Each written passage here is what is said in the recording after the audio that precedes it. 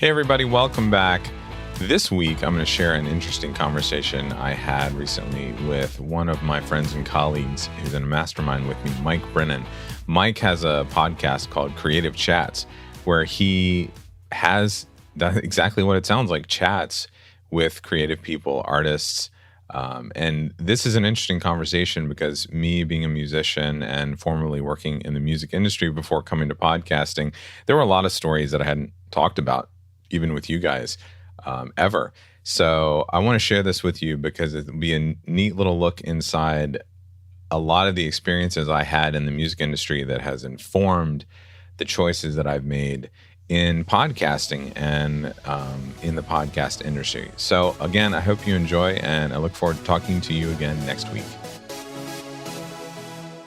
Well, Danny, welcome to the Creative Chats podcast. Dude, I'm so excited to talk to you today.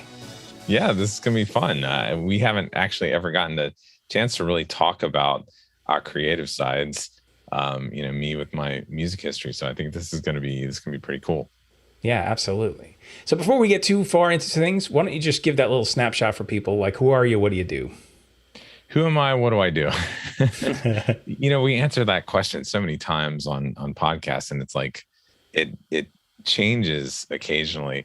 But really, I'm trying to change the world through the work that I do. And I started out as a musician. That was what I thought my career was going to be, and then discovered podcasting. And so I realized that podcasts help people understand things. They give people the chance to have nuanced conversations like this. And I thought that was really cool. So I took my skills, being a musician, being a recording engineer, and transferred those into the podcasting world, where now I guess you would call me a consultant or a producer, where I help people launch and grow their podcasts. And then also for the busy professional out there that's trying to build relationships and build trust with their clients or future clients through a podcast, I help them manage their podcasts with my team and keep those going. Right. Yeah. And you do a phenomenal job, by the way. Thank you. I always enjoy hearing about what you're doing. And I know a lot of the people you work with, so it's quality stuff for sure. Yeah. I want to ask you a little bit about your just growing up in the music portion. I think that's a good place to start. Sure. Because I like to find out, like, what was the point at which you had, maybe it was a certain experience or just something, a realization, you're like, hey, I am a creative person. Mm-hmm. The music thing, what was it that drew you in? Like, what were your experiences around that growing up? Well, it's weird for me because I always thought that music was cool and I always enjoyed it. And, I had the journey that a lot of young musicians have, in that I wanted to do something, like I wanted to play the drums, but my parents told me, no, you have to take piano first. And they were only casually musicians, like they had sung in the choir and things like that. And so I had to learn piano, and I hated it. And I got through it so that I could learn to play drums. And that was fun. And, all throughout high school, I was in band and I started to sing and was in, music theater and all that sort of stuff, and the choir and the band and everything. But during that time, I had that passion. I had that, this makes me feel good. I really enjoyed doing this. But I always also had that edge to me or that side where I was like, this is easy for me. And it's potentially a career where I don't have to work as hard because I get this, or it works for me. And so I didn't think about many other things just because I was having so much fun as a musician. And so I think it was that point of, then going into college and really spending time learning how to participate in music as a career.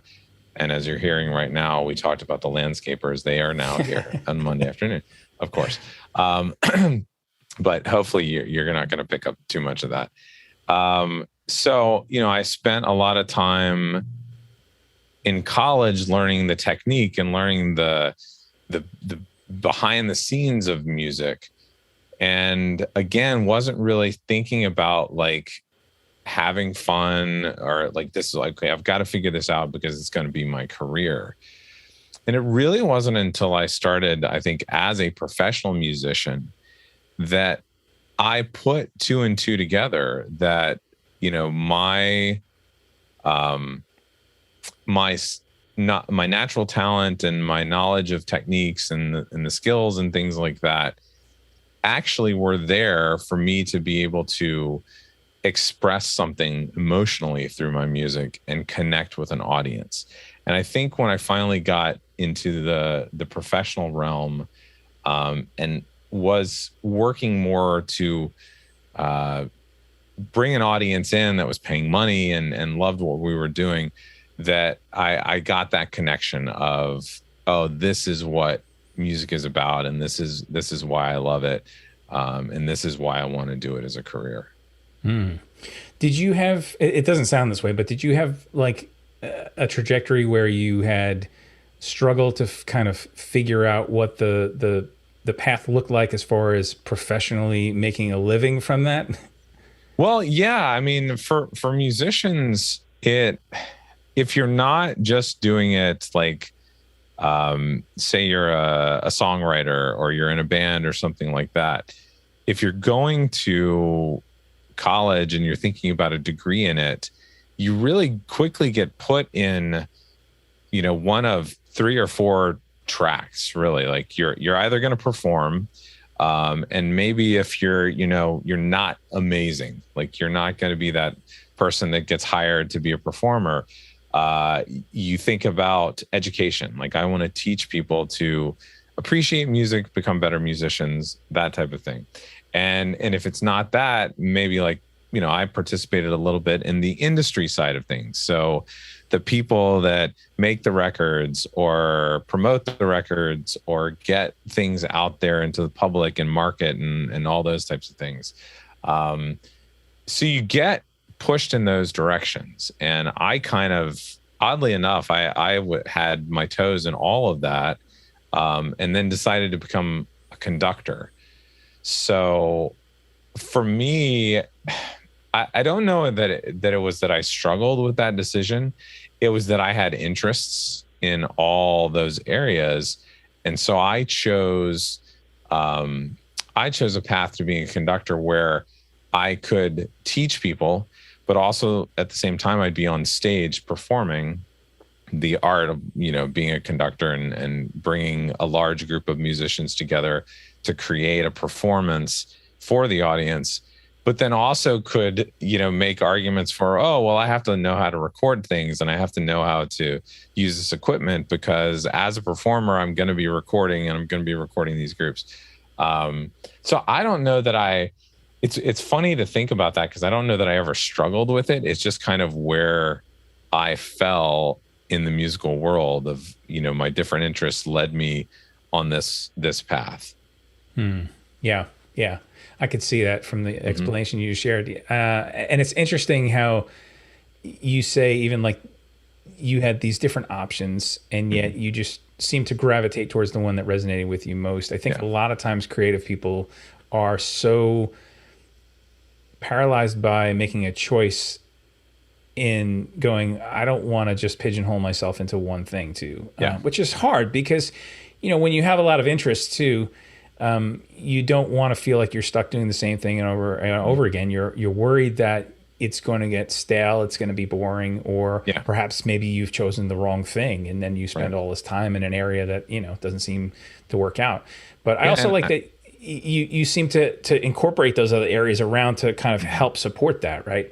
Yeah, I did. And, you know, I think I got in the creative world, in the world of arts and performing arts and music, I got lucky in that first of all, my parents were supportive of it. You know, there's lots of parents from all cultures and all cultural backgrounds that would say, you want to be a musician, you're crazy. No, you're going to be this, that, or, you know, you go get your engineering degree, go get your pre-med degree, go get whatever, and you can do that stuff on the side because music's not a real career. So I never had to deal with that. And then even in the music world, if you go to certain schools or you train with certain people, you might get with someone who has really strong opinions and say, you can't dabble in that over here. You need to focus on this. Or that's not the way this works. Or you go to those places where you happen to get stuck with the professor that's been teaching for 40 years and is getting ready to retire versus the new young professor who's, just 10 years out of school and has just got their doctorate, and they're more open to, this is the way the world works now. And so I got lucky in that I had a good balance of those people. I was in a program where they were open to new things. But even, when I was in school 20 years ago now, even in the music industry programs, even in things like that, they weren't teaching a lot of entrepreneurial ideas. They weren't teaching that, if you're a musician and you're going to be a performer, or even if you go into the world like I went into, which was nonprofit arts, performing arts organizations, where yes, you have to be the artist, you have to be the musician, the creator, but then you also have to think about the budget, and you also have to think about who you're going to hire to help with this, or who's going to be performing, and what you're going to need when you get on stage at this hall you're renting, and those things weren't talked about. And even back then, 20 some years ago, there were very few programs in arts administration, which is now, there's a lot more programs in that. And if you go to a school now and you're training to be a performer, you're also getting classes in how to manage your finances and how to promote yourself and how to find, an agent and work with an agent and what agreements look like, and et cetera, intellectual property and all those types of things. We didn't get those as much even 20 years ago. So it's nice to see that type of thing moving, and it's nice to see the flexibility. But I just count myself lucky that I had that type of guidance and open-mindedness to the guidance even back then. Yeah. It definitely seems to be more well-rounded today, for sure. And that's I think such a blessing for anyone who's pursuing things today, to not have to feel that tension of like, there's a piece missing here, and I'm only going to learn this by on-the-job training, or self-education, those kind of things. And I think even with the onset of, for artists and for creators, the onset of YouTube and the other platforms that are out there for people to be able to, even musicians in particular, share their art, to me, has me thinking, like, I have a 9-year-old son, and if he were to ever consider this as a path, I'd be talking to him a lot about, hey, you don't necessarily need to go to college. If this is what you want to do, you could create your own platform now. You can create your own stage. And if people like your stuff, you can find that audience that, and if you get with the right teacher to learn those techniques and things like that, you don't necessarily need to go to school and spend 4 semesters in music history like I did now, because you could listen to some podcasts and learn all that stuff. You could read a book and learn all that stuff. You don't need to spend 8 semesters in music theory like I did, because you could take a course online and learn all of that stuff with someone who's really accomplished at it. That's the fascinating thing for me, is that for creatives now, there's a much wider array of opportunities to learn and grow without having to go spend tens of thousands or hundreds of thousands of dollars in advanced, higher education programs now. Yeah, for sure. You mentioned building your own platform and, of course, podcasting. So I think that's a great segue into asking you, okay, so you're doing the music. How does podcasting come about for you? How does it come about for me? I think at first, I alluded to earlier, even when I was working in the nonprofit arts world, I consider myself creative, but like I wouldn't consider myself creative in the sense of being a composer, like creating something from nothing, and or a writer, or an artist that just goes out and sees a tree and turns it into something that is incredible. Um, I was always able to straddle that line of management versus the creative side.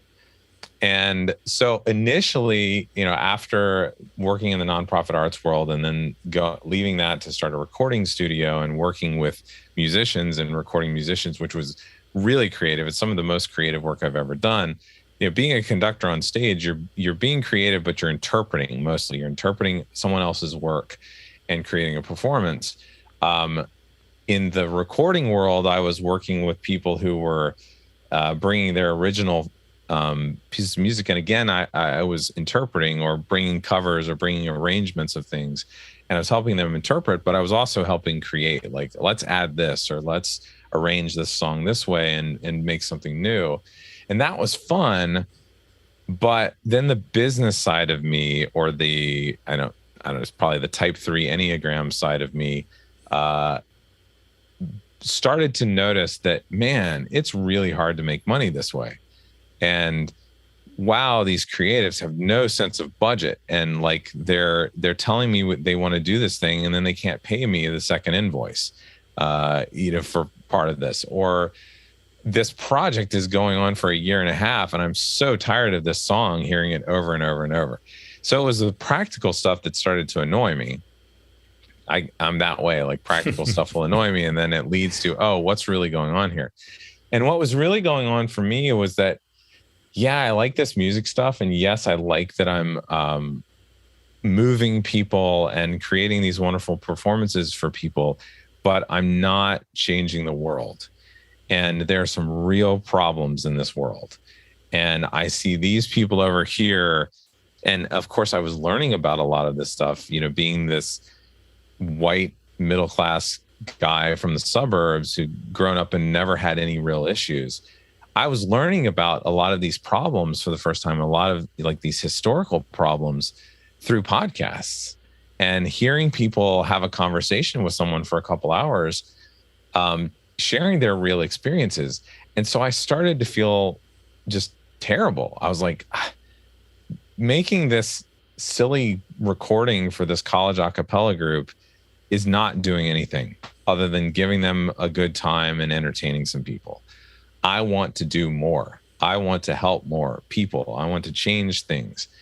And so that for me was that motivated me to take the plunge and feel good about it, to just really change my business from I'm going to help musicians to I'm going to help podcasters. At first it was, wow, I'm getting annoyed at this stuff, and let's diversify my activities by working with some podcasters. And then it was like, oh, I like this. The routine of it, it's kind of nice. Every week it's a new episode. These people pay on time. But then I started to realize, oh, this is making me feel like I'm actually giving back to the world in some way that I know doing music, I was giving back to the world, but it felt more significant with podcasting because I was helping thousands more people in terms of the people that were listening, or hundreds of thousands at this point, maybe even millions. And to me, that's why I took that plunge, was to really help the world hear these stories. It's interesting because it's listening to that voice in you that was a frustration at first. Yeah. And following the trail to say, how do I solve this problem? Mm-hmm. And then it opening up other opportunities for you, and something that seems like it's a much better fit, even for you, in not only your skill set, but in just really a deeper sense of what it is that you want to accomplish. Mm-hmm. I love that. Did you think that it would take shape how it did? Or were you kind of going in saying, I'm going to figure this out a little bit as I go? I mean, did you have like models to look at? Like, what did that look like for you as you were trying to build this? Yeah, I mean, that's a really good question. I really like that because, I've thought about that. At that point, I had 4 or 5 years of running my recording studio. And that got started by looking at some mentors of how other music recording engineers were running their business when they were, recording groups, but also editing groups, but also mixing. And it was kind of find the work and piece it together. And getting into the podcast thing, like I fully intended, it's going to be the same thing. I'm going to find this podcaster. I'm going to find this podcaster. I'm going to do the work. I'm going to get paid. And it'll just be different and more regular. But it was then listening to other podcasters that were talking about business or talking about branding or talking about growing your business or creating a platform. And I was like, oh, I should try that. Or, oh, I should try that.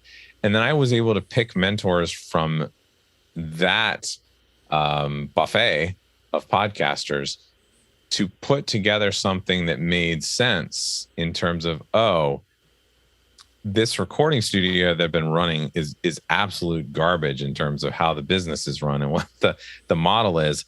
I've got to structure this way and have packages for my services so that every single client that comes in is basically picking from one of three things, and we can just rinse and repeat and have the same thing. And then it was, and those packages, I need to charge more for them, because if I charge more, I will get a different type of clientele interested in them. And, I need to redo my website because now I need to feature those packages and talk about what our offerings are and how we help people do something and who we help and what the value is. And then it was learning from people who concentrated their expertise in pricing and how to write proposals and how to do sales calls.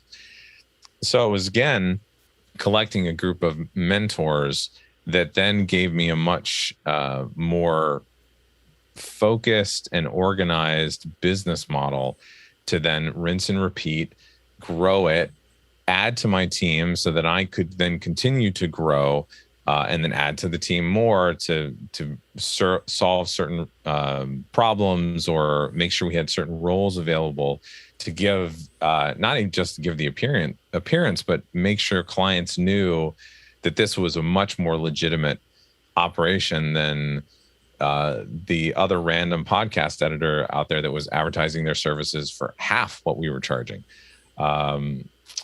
So that's where it came in. It was just finding more mentors that helped me reorganize this idea.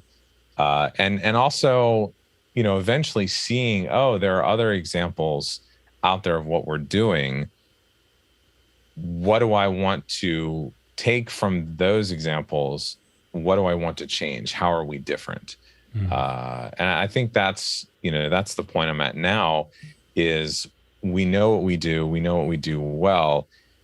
How do we find the people who want that type of service versus what else is offered out there? Yeah. There's so much about what you said that I love. And I think so many creative people, when you're first starting out, especially, or you're really getting serious about it, it's important to get past this is what I make, this is what I create, and this is how I deliver it. Because you're talking about things that are more definitely on the business side and a model side and systems, things that you're building to help deliver and connect with an audience. And I don't know that a lot of creative people spend a lot of time thinking about those things. Right. They're usually more in the technical of how am I creating what I'm creating? What is it that I want to express? Those kind of things. And so I love that you're talking about these things, because I'm hoping that there's some light bulb moments that are happening for some people right now as they're listening, going like, the reason why I've been spinning my wheels is because I haven't been thinking about some of these issues and figuring out how do I actually make this into an actual business so that I can connect and deliver, Yeah. I had lots of those, when I was running a recording studio in Nashville, I had lots of those types of conversations with singer-songwriters that would come to town. And it's nice because, there are more and more young artists that are thinking this way in terms of, well, I've got my art that I'm creating, but I also need to make sure people are actually listening to it or seeing it. And I have to think about the business. I have to think about making money, because there's no way to do this. And so I would have a lot of those conversations with the singer songwriter that would come to town, and all they would want to do is the old method of, you go to Nashville and you start performing on open mic nights, and then you get, you start touring the different bars that have songwriter nights and things like that, and somebody will see you. Somebody will discover you. And it just doesn't work that way anymore. So, you'll see a lot of, in New York and Nashville and LA now, that just groups of artists that are making their own thing. And they've been doing this for a long time, but more and more they're making their own thing. They're booking their own venues, they're booking their own concerts, they're getting together and having writing sessions to lift everybody, and learn from each other and grow and make sure that people hear them. And they, like I said earlier, now they're building their own audiences now. They're promoting themselves. They don't have to worry about getting representation as much anymore, or getting that, record deal. They can do their own thing, and they can find their 1,000 true fans, or whatever you want to call it, and make a really great living. And there are examples like, the founders of Patreon were people who were YouTube artists, and they were creating amazing things and building an audience and monetizing it through YouTube. And then someone from Silicon Valley said, hey, this is a really cool thing you're doing. Would you like to help us create a platform where artists could come and make a living off of this platform, and we would support them, so you don't have to worry about YouTube, or you don't have to worry about Facebook. This can be their thing that they control with their fans. So yeah, I mean, I'm glad those conversations are happening. I'm glad more and more people are seeing that. Yeah. And you use the word platform too, right? So obviously podcasts are a great platform, a great way to help build an audience and position yourself before the right people. Who should be doing a podcast as far as a creative person, in your opinion? Like, what is it, if somebody's considering this and they're like, I don't know, it seems like a lot of work, or it seems like, what would you say to that person? In terms of creative, like, I think anyone could really do a podcast. Where it comes down to me, for a creative person, even someone, let's say, who's in visual arts or theater arts, or something where you think, well, that's a very visual thing. Podcasting wouldn't work. But one of the most eye-opening things for me in terms of, learning about marketing and audiences is that, in general, all of these different channels, whether it's video, whether it's podcasting, whether it's a blog, whether it's your website, whether it's social media, and how you promote yourself, those are all different audiences.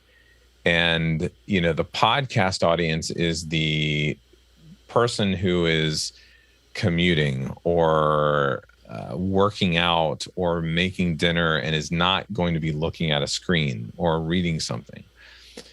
And so if you want to connect with those people, you potentially need to have a podcast. Those are the types of people that, if they don't hear about you through a podcast, they're not going to come to your show. They're not going to come to, they're not going to buy your album. They're not going to support you.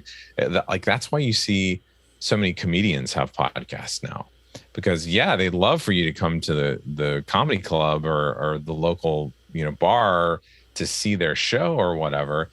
But all those people listening to podcasts aren't even going to know they exist without a podcast, unless they happen to be out at the comedy club or buying tickets or something like that. They're not going to know. So they started podcasts. I can see visual artists talking about their process for something, or something they've learned, or just talking about their life as a companion to the art that they create. It's very similar to what you do as a visual artist and having conversations about the creative process, and everyone's different, and how they go through that process.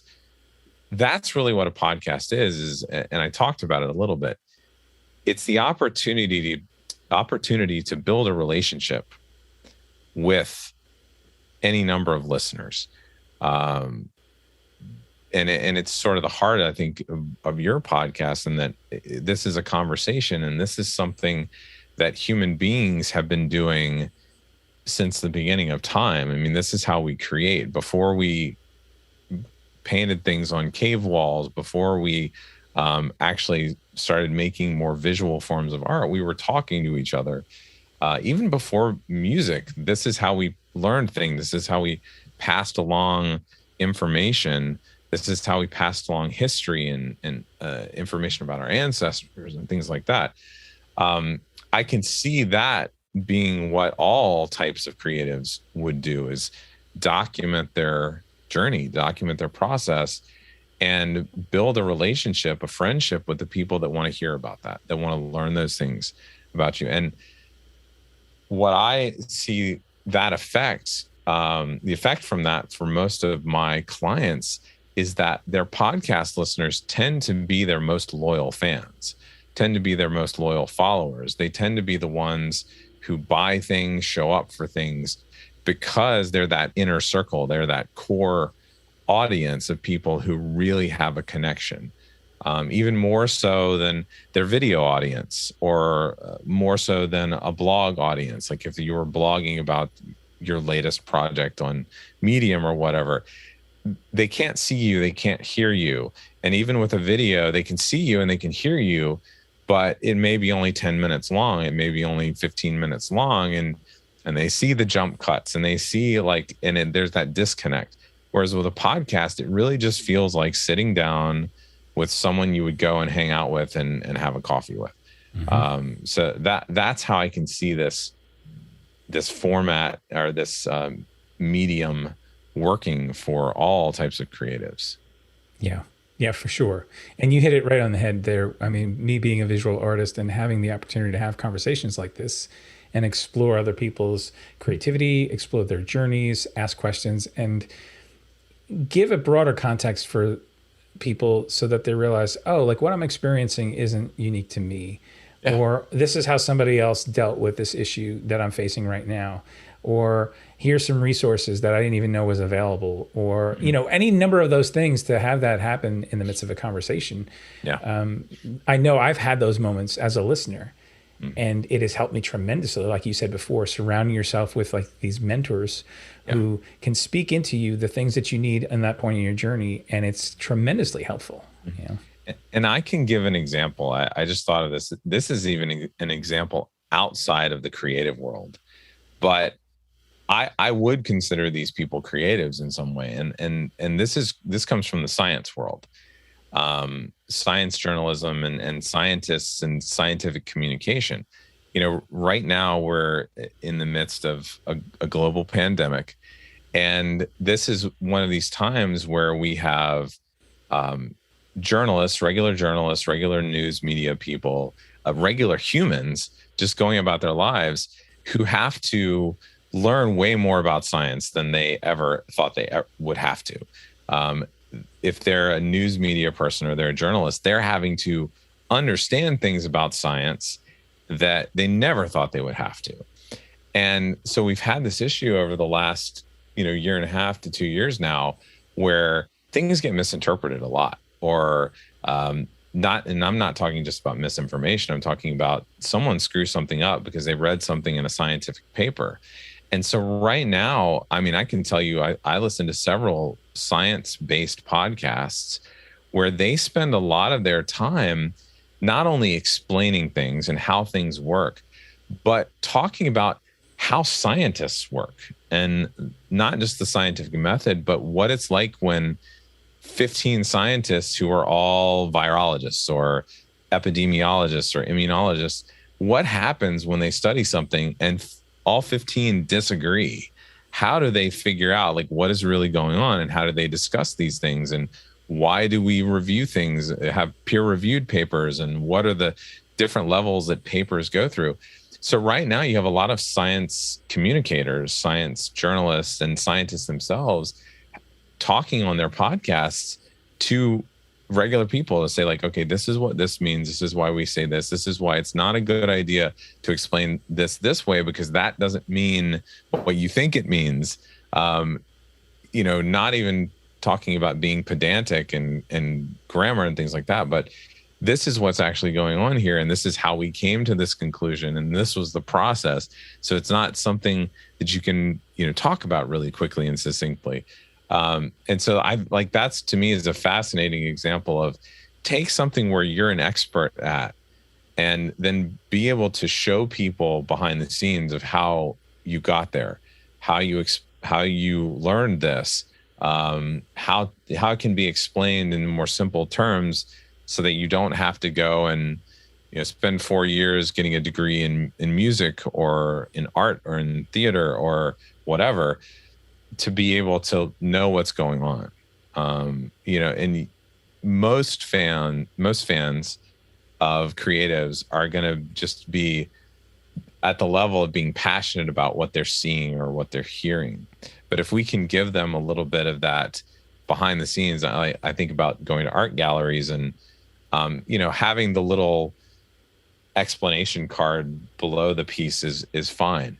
But it's even better if you're going to a gallery and the artist is there and you can ask them questions. I mean, that would be an amazing podcast to me. Like, any artist essentially explaining their work and then giving their fans or people that appreciate them the opportunity to ask questions. That's one of the things that is very valuable in podcasting as well, is giving your listeners the opportunity to learn and ask you questions, and to virtually spend 15 minutes with you, and get to know that thing that they wouldn't unless they were there. Yeah. Love all that you're saying in that. And especially because you're inviting people into something. You're not just positioning yourself to be a talking head or to be, having this distance between you and the people who really appreciate your work and that you want to, either purchase or become part of the process or invite along, looking for those opportunities. That's awesome. I love it.